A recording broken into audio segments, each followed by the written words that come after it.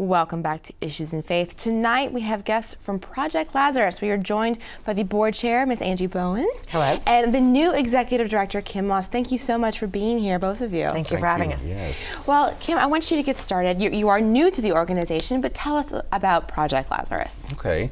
Project Lazarus is an organization that provides supportive housing to people living with HIV/AIDS. It's actually the oldest residential facility that provides supportive housing to people with HIV in the Gulf Coast region. So, of course, it started through the Catholic Diocese, and it began in the early 80s out of a response to there being so many black wreaths around the quarter, and they were informed of what was happening, you know, and there were so many deaths at that time because there were no medications, and Lazarus was really the place where people came to live their last days. Many of them had been told by their family, you're no longer welcome here, and they had no place else to go. So Lazarus was the place that everybody turned to. Actually, just yesterday, going through files, I found a list of 387 names of people who had passed up from the beginning of the agency to 2002. Wow. Fortunately, that has begun to change with the new medications, and so Lazarus now, going along with our tagline, with our logo, is living in the positive, and that's what we're helping people do now. And that does speak, as you mentioned, it was started through Archbishop Hannon's ministry in response to questions that came to him, and this gospel story of Lazarus and the leper, it really speaks to the mission and the ministry of Project Lazarus. And like I said in the beginning, you are new, and Angie, you had a role in bringing Kim to New Orleans because you're not local, which most people probably picked up from your slight accent. Yes, we had a departure from the executive director position, and we conducted a national search. And we were very fortunate to receive Kim's resume from a mutual friend of his and Project Lazarus. We interviewed him and immediately knew that he was right for the position, and he generously accepted and has been with us for about a month and a half now, and things are just going absolutely fantastic.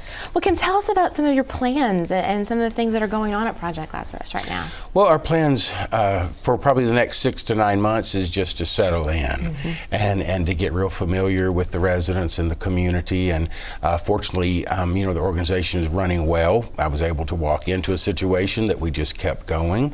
And but you will probably see the beginning of next year a change from us providing the majority of transitional housing to more permanent housing. And in so doing that, we'll have a great continuum of care. We still provide the very intensive supportive services to people who have been ill and are still ill. We have a nurse on staff and personal care attendants, so we still will be providing that real intensive care. And then, of course, continue the transitional program, so as people get to feeling better, they can then eventually go back out into the community. But we will be following a move really by HUD, which is a big funder of ours, through the Housing Opportunities for People with AIDS program, toward more permanent housing.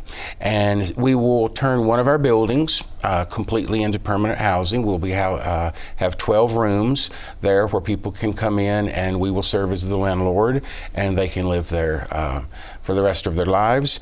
We will provide, of course, continued supportive services to them. And this is due to the newer medications, and we will continue to emphasize the wellness aspect of the holistic part of healing, addressing the physical needs, of course, but also the spiritual and the emotional.